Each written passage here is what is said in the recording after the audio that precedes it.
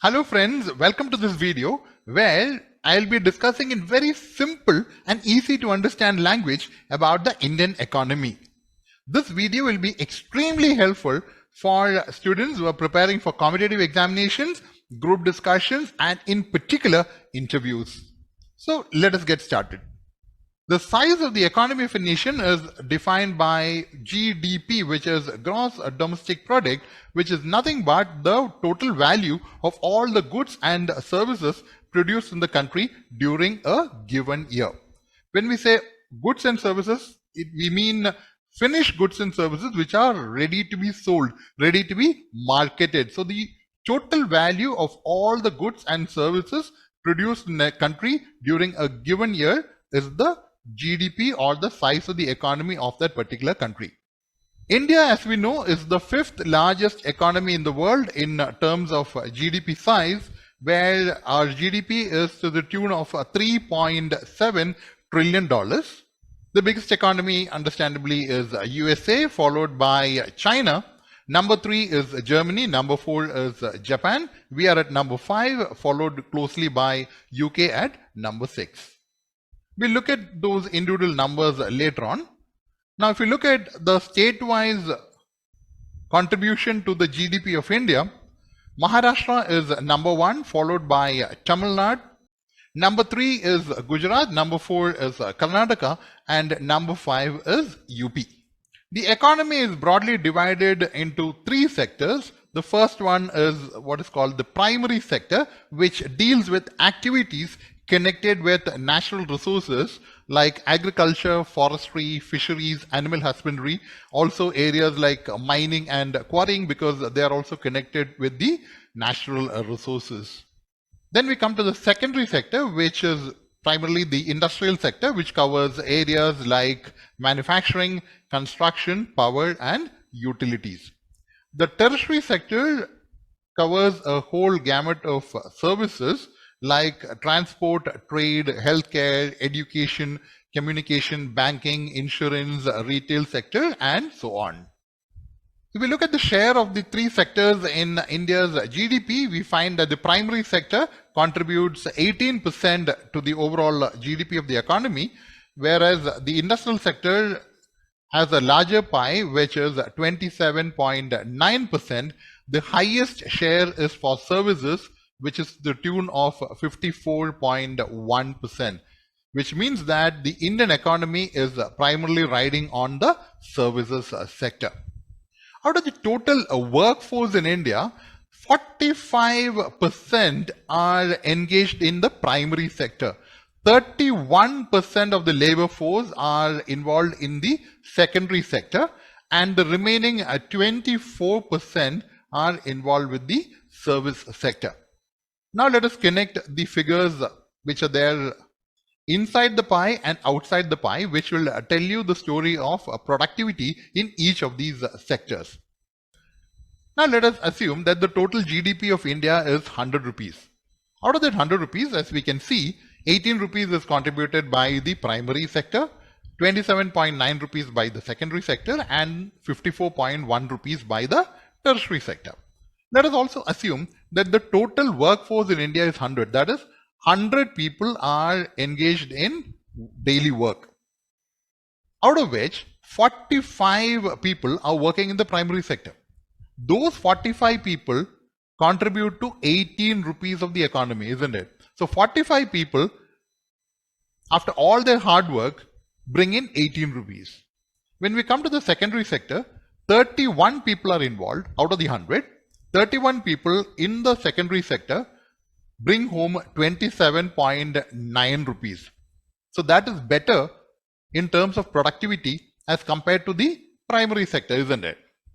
Now, in the service sector, the tertiary sector that is, we have 24 people working and they bring home a whopping 54.1 rupees. So look at the productivity there.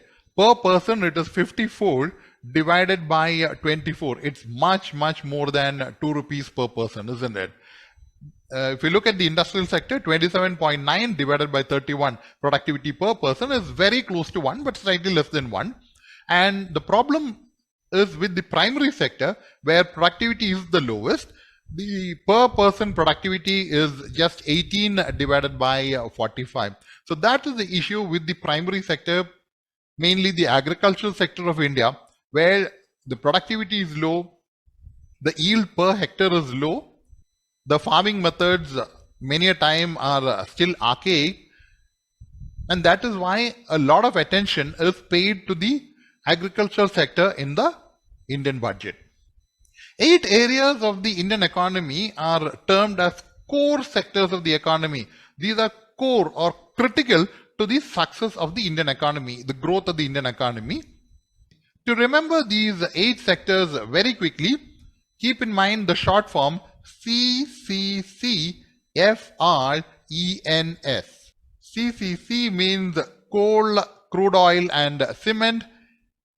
FRENS follows, which means fertilizers, refinery products, electricity, natural gas and steel.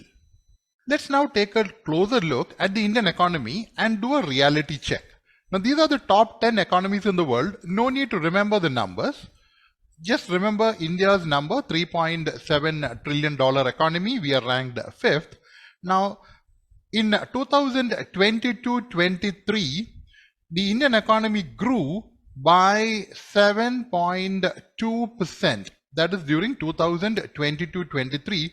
And during 2023-24, that is the current financial year, the estimators that the Indian economy will grow by 7.3%. So remember these two numbers, 7.2% growth during 2022-23 and estimated growth rate for 23-24 is 7.3%. Why estimated? Because we are in early days in February of the current financial year. The Finance Ministry expects a growth of 7% during the next financial year 2024-25. Now let us do a quick comparison between these 4 countries which are closely bunched together. In 2023, the German economy in fact contracted by 0.3%. So the growth was negative 0.3%. Japan grew in 2023 by 1.6% and UK grew by 0.6%. So in comparison with the other countries which are very closely bunched along with India, in GDP terms, India's growth rate is very impressive. Now let us look at the first 2 countries. USA grew by 2.5% and China by 5.2% in 2023. Now if we compare the top 2 countries with India, then India's growth is 7.3% on $3.7 trillion. USA grew by 2.5% on a whopping $26.9 trillion base.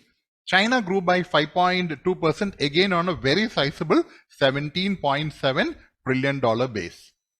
Which means that the yearly addition which is done to the economy by both China and USA is significantly higher than that of India and the other countries at 3 and 4 and 6, which means that the top 2 countries, USA and China, will continue to grow much faster as compared to the other countries, and the gap between the first 2 and number 3 will be increasing in the years to come. Since the Indian economy is growing much faster as compared to Germany and Japan, it is estimated that over the next 2 to 4 years, India will overtake these 2 countries and become the 3rd largest economy in the world. So that is for all the good news. Now let us take a much more closer look at the Indian economy and do a reality check. The major issue that India has as compared to some of the other developed economies in the world is the fact that we have a very sizable population, 1.4 billion and still growing.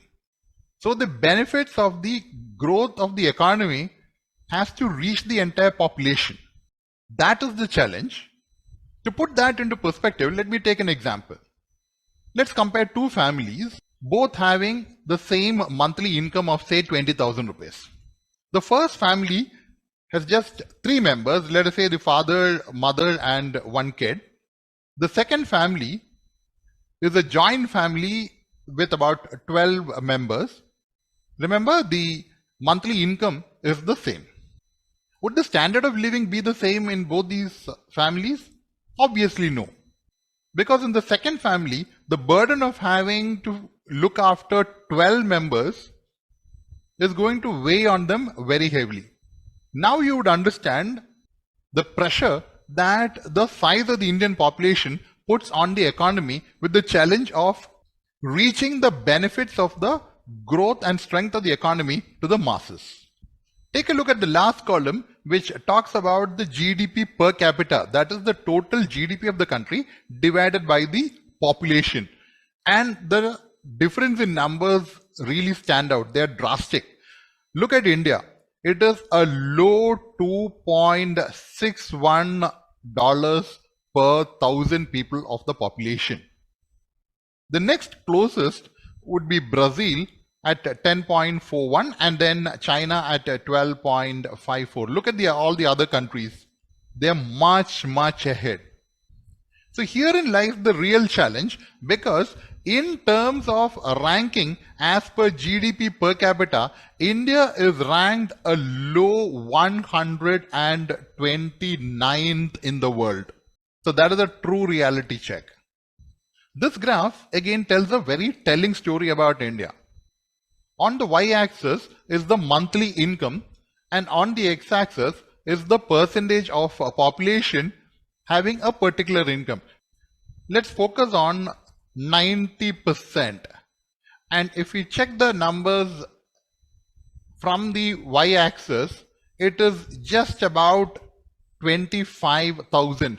That is why this chart talks about where is this middle class, where the percentage of people earning more than 25,000 as monthly income is less than 10%. Which 10%? This 10% of the population is earning more than 25,000 a month. This is an eye-opener really, because we talk about equitable distribution of wealth. We talk about the middle class getting squeezed every year. We also talk about the disparity between the rich and the poor, the rich getting richer and the poor getting squeezed.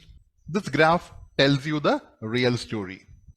So here is the real challenge for the governments over the past and in the future to provide for the development of the lower income strata of the society, provide them with meaningful ways of employment which generates significant saving, provide for their social needs like housing, sanitation, education, healthcare and all that, and bring down the disparity in the population, then we are on our way to becoming a developed nation.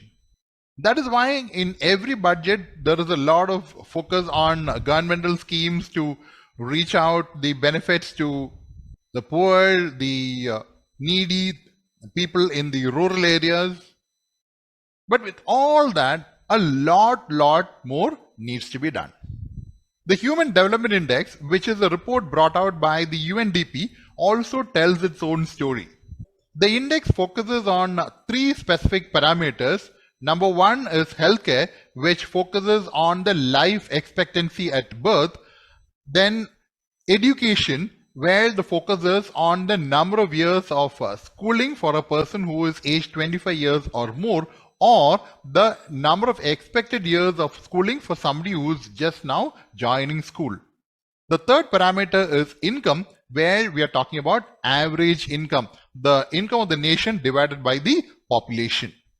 As per the latest report on Human Development Index, India is ranked a low 132nd out of 191 countries surveyed.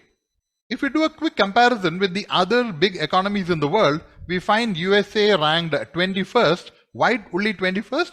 Because in the US, there is a big disparity with respect to access to quality healthcare.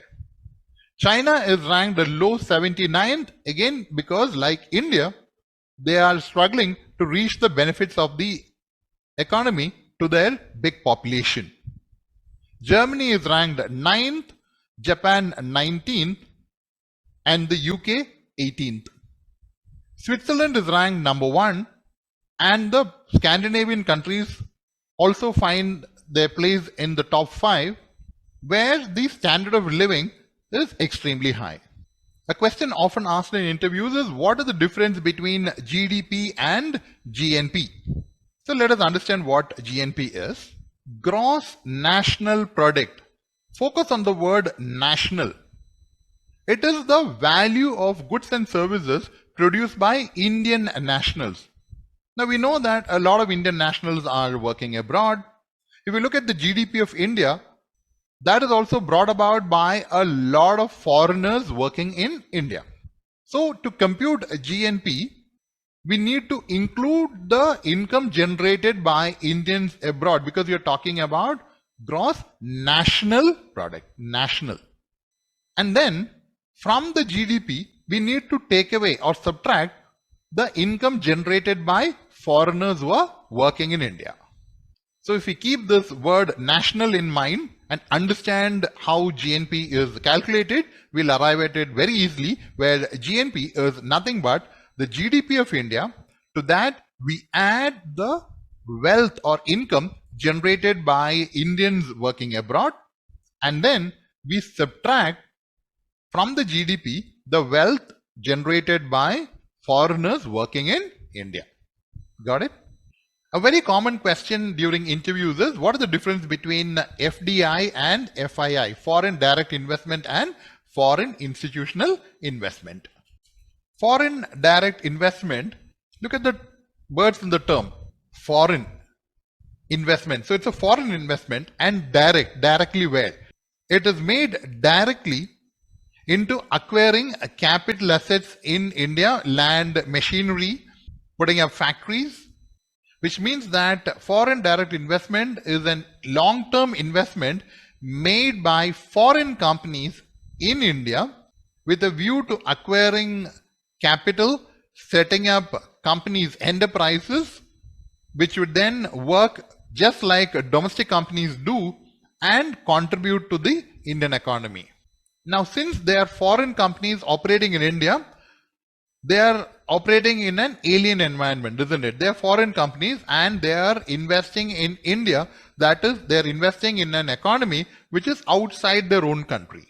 For example, look at Amazon and Amazon India, Hyundai and Hyundai India, Accenture and Accenture India, and so on. So these foreign companies then set up an Indian entity. And this relationship will be like between a parent company, which is Amazon, and its own subsidiary company in India, which is Amazon India. So you are the parent company and its affiliate in a foreign land. That is foreign to the investor. India is a land which is foreign to Amazon, and together Amazon and Amazon India form a transnational, a multinational corporation. Now these foreign companies, FDIs that is, they work towards the long-term goal of doing a lasting business in India. Look at all your automobile companies, for example. Students like you can easily relate to them, isn't it? So all these companies, be it Mercedes-Benz, BMW, Skoda, Volkswagen, Honda, Hyundai, all these companies are operating in the automobile sector in India, just like the Indian companies like Tata Motors or Mahindra, isn't it? So that will tell you the benefit of having foreign direct investment. Again, keep the automobile sector in mind while you think about the benefits which accrue from foreign direct investment. All these companies which we mentioned are bringing in capital, investment, technology into India, isn't it? They're improving the overall infrastructure. Look at the leaps and bounds by which the Indian automobile industry has grown over the last 25 years, particularly over the last 15 years. In 1991, we still had the old faithful, the Ambassador and the Fiat, when Maruti Suzuki was the most trending car. If you look at some of the early films of SRK, for example, you would find Maruti 800 car owning a pride of place in the movie, isn't it? From there, you can understand the rapid growth of the Indian automobile sector because of the influx of foreign direct investment in the country. Obviously, then all these factories being set up leads to increase in employment, and it contributes significantly to making a sea change in that particular industry, isn't it? Look at the way we have traveled from the ambassador car to what all we have right now. Look at the range of features, the extent of brands which are available, and then it triggers off setting up of quality ancillary industries which can supply components and spare parts to the big time manufacturers. So FDI, again keeping the automobile sector in mind, would clearly explain to you very easily how it improves the domestic manufacturing standards because of foreign international manufacturing practices being brought into the country, not to mention international level technology. India today is a base for export of cars to various countries. So the labor force will also then be equipped, be trained to reach out to international manufacturing productivity standards. Companies like Hyundai, for example, is using India as a major hub for export production. So that brings in a positive trade balance influx of foreign exchange into India. Now look at the automobile industry, the range of options which are available. For every price level, you have multiple choices. Overall, don't we feel that the automobile sector in India is up to international standards? That has been brought about by the influx of FDI into the country. So we're just taking automobile sector as an example to clearly illustrate the benefits of foreign direct investment into the country. During 2022-23, the total inflow of foreign direct investment into India was to the tune of about $71 billion. Now, put that in comparison with FDI in China, which in 2022 was $190 billion. If we rank the states in India in terms of FDI received during 2022-23, we'll find Maharashtra as number 1, Karnataka at number 2, Gujarat is number 3, Delhi at number 4, and Tamil Nadu at number 5. Foreign institutional investors or FIIs are organizations with huge amounts of money who are looking at opportunities to make quick money by investing in financial markets abroad. For example, investment banks, foreign mutual funds, hedge funds and all that. They do not have any long-term interest in any country. They are out there to make money. They are out there to invest their money and make more money out of the money that they have invested. So they do not have a lasting interest in an economy unlike an FDI. You would understand that with the examples that we said about automobile companies in India, those companies, the FDIs, have a lasting interest in the economy, in the Indian economy, the foreign economy that they are investing in. Unlike them, the FIIs do not have any love for any foreign country particularly. If they find the opportunity good in India, they'll come and invest in the financial markets in India. Tomorrow, if they find another country, let's say Brazil is doing better than India, they would actually move their money from the Indian financial markets into Brazil. That is why for people who track the stock markets, you would get news about FIIs are withdrawing money from India, stock markets are falling, then stock markets are booming because FIIs are bringing back money into India. So that is what they do. They have short-term interest as long as an economy is doing well and giving them the opportunity to make money. So their investment is not in capital, acquiring land, machinery and all that like the FDIs. No, they are just investing in the financial markets. Now they would come in and purchase shares of a particular company, and if they do that within, let us say, 10% of the company ownership, that is, if an FII comes and purchases share to a maximum of 10% of the shares available in that company, then it is termed still as an FII, although they have invested in company shares. But if that investment crosses 10% of the entire shares of the company, then that investment is termed as an FDI. Because if they are acquiring more than 10%, it is seen as they have some interest in that organization and they probably want to get into the board of directors, have a controlling interest in the day-to-day management of the company and all that. So then they are possibly here for a long-term interest, and then they are no longer termed as an FII because they have more than 10% shares in an organization. They're termed as an FDI. Now let us talk about disinvestment, which in every budget becomes a big talking point. Now what is disinvestment? It means selling off shares of public sector enterprises, public sector undertakings under the government of India.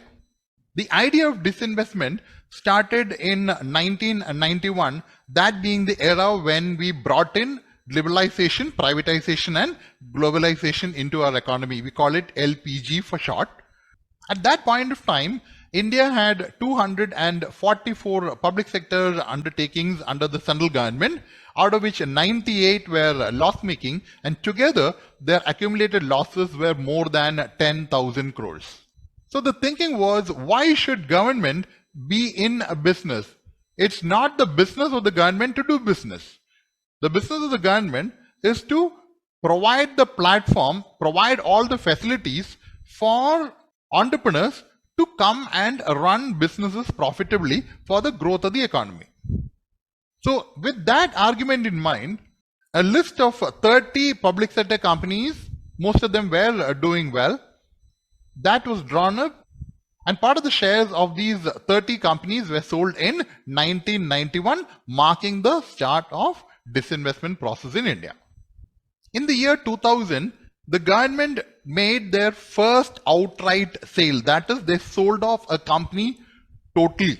So far, the government was only selling a small portion of the shares where they still retain the control of the company by having 51% or more of the shares of those companies. But in the year 2000, the thinking took a turn, and the first company to be sold outright was Modern Foods, which was sold to Hindustan Unilever. That was followed by a couple of star companies which were doing well, like BSNL was sold to the Tata Group, IPCL was sold to the Reliance, and so on. A very interesting story is that of Maruti Suzuki, which was started as a joint venture between the government of India and Suzuki, with each party holding 50% shares. In 2002, the government of India sold 4% of its shares to the Suzuki Group, which meant that Suzuki Group owned 54% and took control of the company. The government then sold off, disinvested the remaining 46% by putting it on offer to the general public. That is the first time shares of a public sector company was put open in the share market for the public. Let's clearly understand the difference between disinvestment and privatization. Disinvestment, as I said, means selling off or divesting shares of public sector companies, maybe a few shares, maybe a large number of shares. Now, when the government sells a larger number of shares, more than 51%, to a single party, then that buyer, because they have 51% or more percent stake in the company, takes control of the management. At that point of time, it is called privatization. Privatization means handing over the reins of public sector companies to private parties by transferring 51% or more of the shares. Need not be 100% shares. 100% shares sold off means outright sale. So disinvestment can mean selling off a small portion of the shares. For example, recently government sold off 3.5% shares in Life Insurance Corporation, LIC, to the tune of 20,500 crores. We have also seen outright sale in the case of Air India, where the entire company was sold to the Tata Group for a benefit of 18,000 crores. Today, there are 389 public sector companies in India. In the current budget, which was presented in Parliament on the 1st of February 2024, it is stated that the government intends to raise 50,000 crore of rupees through disinvestment. Let's take a look at what the government does using the money they raise through disinvestment. The money is put into National Investment Fund and it is used solely for the following purposes which are listed there. Very easy to remember. 1. Think about metro projects. 2. Think about infrastructure investment in Indian railways. The money is also used for a recapitalization of banks. Can be public sector banks, can be regional rural banks, can be India Infrastructure Finance Company Limited, NABARD, Exim Bank. Now, IIFCL, NABARD, Exim Bank are nodal banks which provide money for projects which are for nation building. Then the money is also used for capitalization, infusing capital in insurance companies, also in atomic energy and in uranium. Investment in Bharatiya Nabikya Vidyut Nigam and also Uranium Corporation of India. So remember Metro Rail and Indian Railways, then various types of banks, commercial banks, rural banks and development banks, insurance companies under the government of India, and also support for atomic energy and uranium. Let us now focus on a very important aspect of the economy which is often asked during interviews, which is inflation. Often questions like what is inflation, how do we measure inflation, what are the causes of inflation, how do we control inflation, and so on. So let us look at these aspects in a bit more detail. To understand inflation, let us take a very simple example. Let us say it is Christmas time and you want to buy a cake. It's pretty late in the evening and shops are closing up. So you walk into a bakery and they tell you that there is only one cake available. You also find that there are a lot of buyers at the bakery. All of them want this cake. There's only one cake available, and let us assume that there are 10 buyers for it. Now what will happen? Theoretically, let us look at it. Only one cake and 10 buyers, and everybody has money with them and they're desperate to get that product. Now in this situation, the baker can quote his own price, isn't it? The price can go up. So let us look at the factors which contributed to this situation. Point number 1, there is a demand for cake. Point number 2, there are enough and more buyers who have the money, the capability to purchase.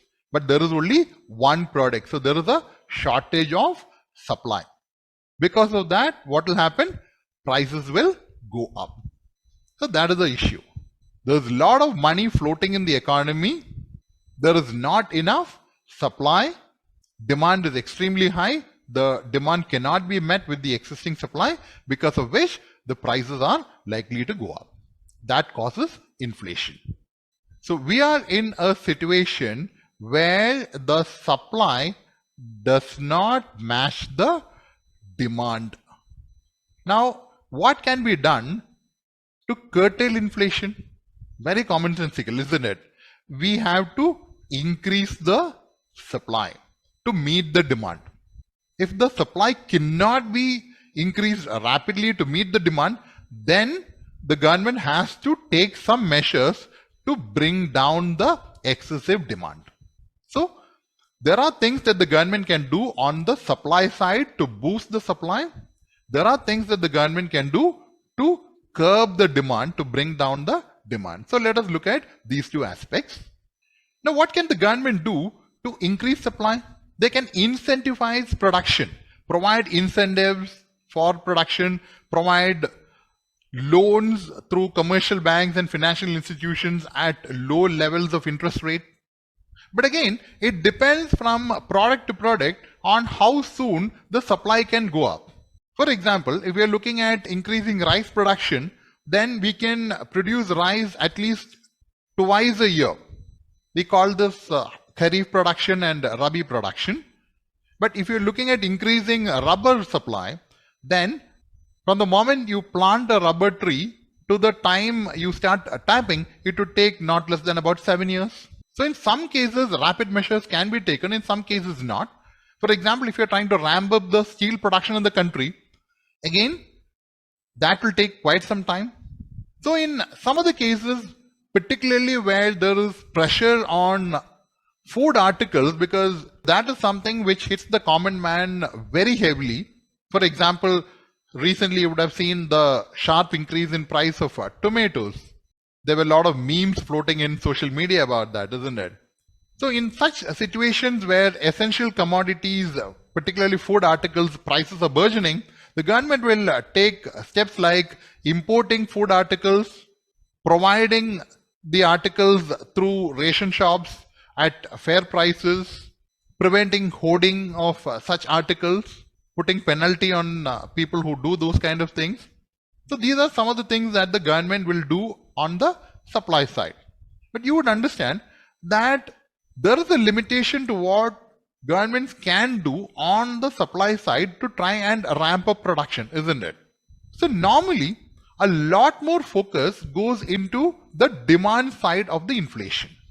So when we say government takes measures on the demand side to control inflation, what the government does is to reduce the money available with the people.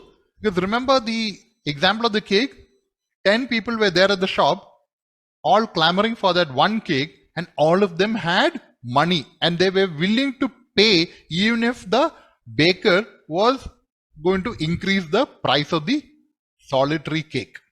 So everybody has money. So what will the government do? They'll try and reduce the money available with the people. So that is called reducing money supply. How do they do that? One, the government can increase the rate of interest for various saving schemes. Then suddenly some people might think, why not put the money in saving schemes and earn more instead of splurging it? So suddenly your fixed deposit rates increase, your post office savings rates increase, your bond rates increase. There is a tendency from the side of the people to save more and spend less. So the money supply comes down. Now, part of the money with the people might also be because of the loans that they have taken. For example, people take consumer loans, isn't it, to buy consumer goods like fridge, TV and all that. So what the government can do is to increase the rate of interest of the consumer loans. So the lending rates increase, then there is a chance that people might put away their purchases because the EMIs are on the higher side. So they might think it is better to wait and watch rather than taking a loan to buy products right now. So the demand can come down because of that. The government can also take steps to reduce the extent of loans given by commercial banks to the public by increasing what is called CRR and SLR. CRR means cash reserve ratio. It is a percentage out of the total deposits with the commercial bank. It can be a private sector bank like HDFC or ICICI, for example, or it can be a public sector bank like SBI or Punjab National Bank. No difference between private and public sector banks. The rules are the same. So statutorily, all the commercial banks are expected to keep a percentage of their entire deposits with the Reserve Bank of India in the form of cash.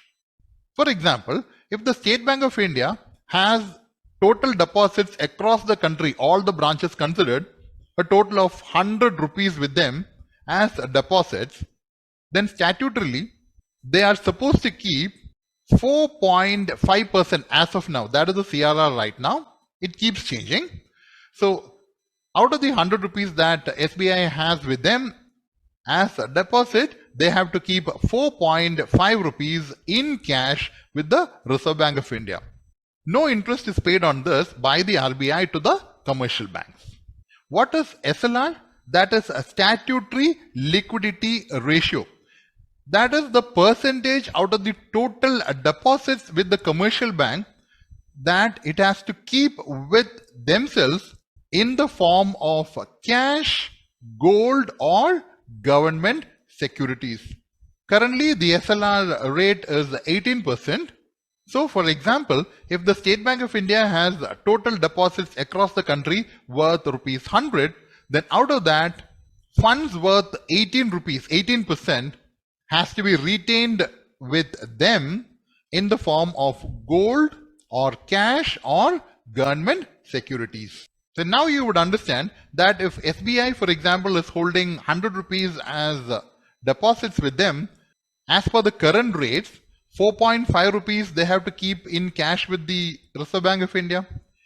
18 rupees they have to keep with themselves, which means that out of 100 rupees, 22.5 cannot be lent out to the public, which means only the remaining part can be provided as loans or any form of investment by the commercial bank. So if the government wants to reduce the money available with the public, reduce money supply that is, then what they will do is to increase CRR and SLR, isn't it? I hope you get the point. Another step that the government will take is to reduce spending.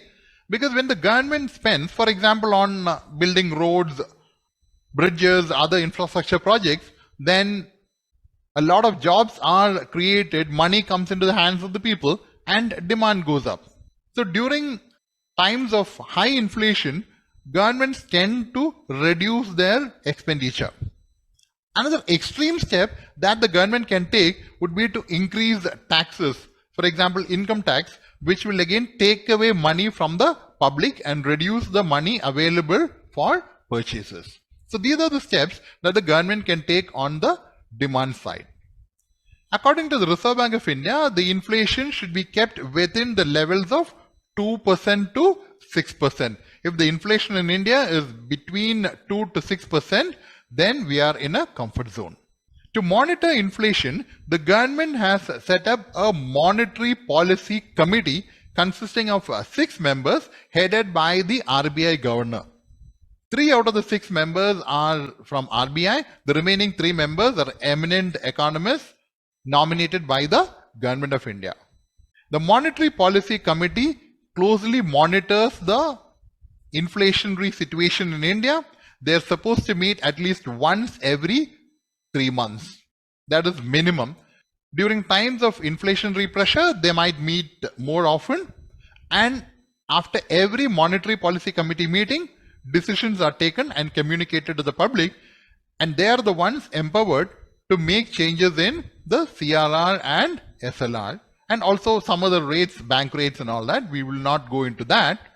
So particularly CRR, SLR is decided by the Monetary Policy Committee. Another expected interview question is, how is inflation measured? There are 2 indices which are used to monitor inflation. The first one is called WPI or Wholesale Price Index, where a basket of 697 items at the wholesale level is monitored for price changes. Don't have to go into details about the items in the basket. WPI is monitored by the Office of the Economic Advisor, Ministry of Commerce and Industry, Government of India, and the inflation is measured year on year, which means, for example, in December 2023, WPI in India was 0.73%, which meant that the basket of those 697 items was costlier by 0.73% as compared to an year back, when December 2022. So it is a comparison on a year-on-year basis. So when we talk about, say, wholesale price index figure is X% in January 2024, then we are comparing the prices of that basket of goods in Jan 24 with January 2023. The base year for calculating wholesale price index is taken as 2011-12, which means that the value of these basket of goods during 2011-12, the base year, is taken as 100. The second measure which is used to monitor inflation is called CPI or Consumer Price Index, which is used by the Central Statistical Office, CSO that is, which is under the Ministry of Statistics and Program Implementation of the Government of India. The base year for CPI is 2012, when the basket of consumer goods were revised, and a whole lot of items, a whopping number of items, the price of which is monitored at the retail level. The results are brought out on a monthly basis. The announcement means that the prices change on a year-on-year, like the WPI. For example, in December 2023, the consumer price index showed an inflation of 5.73%, which means the prices of the basket of goods went up by 5.73% as compared to December 2022. The Reserve Bank of India, interestingly, follows the consumer price index because it has a very close and direct bearing with the consumer, because the prices are monitored at the retail level. The Ministry of Finance closely monitors the wholesale price index. So these two indices together are used on a month-to-month basis to monitor the inflation situation in India. Let's now focus on a very important aspect, which is called Purchasing Power Parity, PPP for short, which monitors the purchasing power of the same amount of money across different countries, and also is a measure of the cost of living across various countries. For example, we know that, let us say, the cost of buying a sandwich is not the same in different countries, isn't it? Although the outlet may be the same. For example, say you are planning to travel to the US and the day before you went and bought an Arrow shirt and also had a couple of sandwiches from the Subway outlet, and the total amount was 4,150 rupees. As on today, the exchange rate between dollar and rupee is $1 is equal to 83 rupees. So that is why I conveniently use this figure 4,150 rupees, which when converted as per the exchange rate to the US dollar will give us $50. So assume you bought an Arrow shirt and had a couple of sandwiches from Subway and spend 4,150 rupees, or equivalent of that $50. The next day you travel to the US and say you reach New York, and then you decide to buy another Arrow shirt, which you do, and then you have a couple of sandwiches from a Subway outlet in New York. So why I'm saying Arrow and Subway, now you understand, is you are doing a direct comparison between India and US for the same products, same outlet. And you expect your total expenditure to be $50, isn't it? But to your surprise, the total cost comes to $72. So what does that tell you? The cost of the products is more in the US as compared to India. So X amount of money can get you more products in India as compared to the US. You would understand this because you would have heard youngsters comparing salaries and the cost of living across different places in India. For example, comparing, say, Mumbai with Chennai. For the same amount of money, can we get the same kind of rental housing in both these places? Obviously no. So this is the basis of computing purchasing power parity. Keep that example of Arrow shirt and Subway sandwich in mind, and then you will understand this concept very easily. So purchasing power is the rate at which the currency of one country would have to be converted into that of another country to buy the same amount of goods and services. So what did we buy in India? That was worth 4,150 rupees. The same thing we bought in the US, that was worth $72. So what is the parity now? 4,150 rupees is equal to $72. So we clearly understand that we are comparing purchasing power for the same basket of goods across different countries. It has got no bearing with the actual exchange rate. Remember, the actual exchange rate was $1 is equal to 83 rupees. Here, 4,150 rupees was equal to $72 in terms of purchasing power.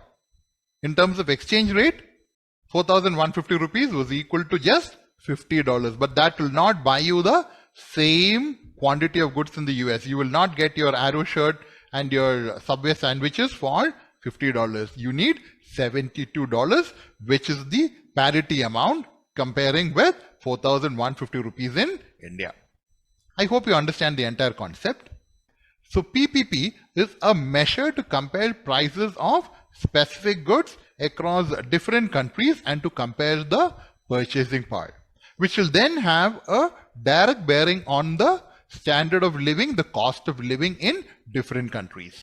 So let us conclude the discussion with the good news that when we rank the countries in terms of purchasing power parity, India is ranked number 3 in the world. Number 1 is China, number 2 is US, number 4 is Japan, and number 5 is Germany. So interestingly, the top 5 countries in terms of GDP also find a place in the rankings in the top 5 as per purchasing power parity, although their rankings change. When we compute purchasing power parity, China number 1, USA number 2, India number 3, Japan number 4, and Germany number 5. So friends, I hope I have given you a quick overview of the Indian economy with the perspective of the possible kind of questions that can come up in interviews and also in competitive exams. Appreciate your time. Hope my insights were valuable and you benefit from my expertise. Catch the next video in our GD interview mastery series for MBA aspirants. The link is in the description. Stay tuned for more success tips.